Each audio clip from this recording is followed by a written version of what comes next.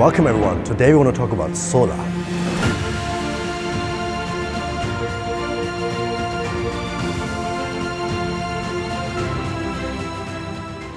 Solar is a really exciting technology which is actually quite well connected to batteries. And we want to walk through a bit here.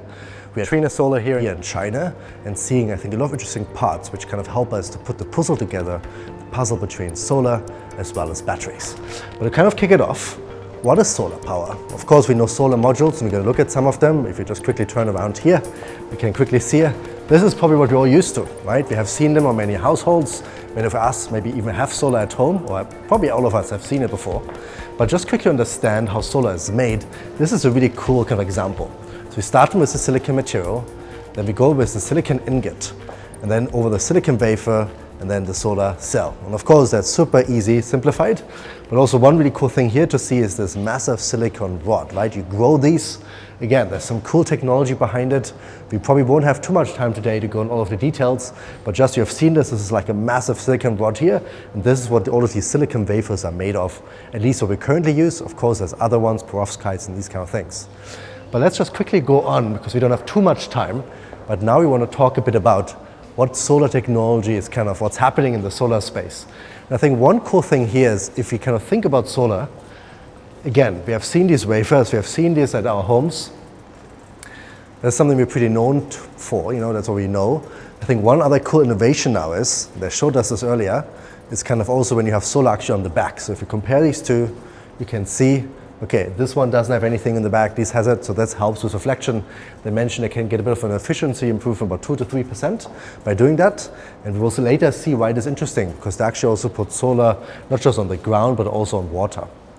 Another really cool thing here is, and again, we don't have all of the visuals we have seen earlier, but essentially they have a really great way to kind of track all of the solar. But again, we won't have too much time for this, so let's just keep going on. I mentioned kind of where they put their solar. Quickly we can see here water, right? So again, many of us probably know solar in households. We can see this in a second. But one cool thing also here is with water. And again, especially here, reflection is quite important, right? Because we can get light also from the back, reflected by the water. Another thing is we can see lots of other applications, especially it shows really impressive projects on the hillsides here in China. Again, like solar pretty much everywhere. Again, we see just some of the examples here. One other thing that kind of showed us, when actually they mentioned the 2-3% was actually connected to this. They mentioned here the tracking, it's not on right now, but essentially, probably many of us have seen it, right? You can follow the sun by tracking about 2 to 3% improvement. The back, I don't exactly know what the improvement is there. Depends a lot, of course, also on the surface. Something else, if you now want to go in here, again, you see there's a lot happening. Here, this is more the residential, industrial kind of use cases, more, facilities. Again, many of us have seen this. Again, it gets quite common. And what's quite exciting is that, again, that they are kind of they showed us they have essentially visibility across all of these installed projects. So that's something you can see a bit in the background there. So now we want to go from solar, we want to talk a bit about storage, right? Because that's something we're all excited for. Unfortunately, we cannot show all of the details here again from the projects. But one cool thing we also learned here is they actually have their own cells they're producing. Look at LFP cells, 3 different form factors. And then you put about 5,000 of them or so together and you get this kind of more container size. You have different sizes slightly between Europe and China because of transport weight if you ship them over. But again, this is kind of one of the systems here in a model form. You can see here also some more like in a desert. Again, we have seen this in the US and Europe, some of these systems. And then we can also see it a bit bigger here.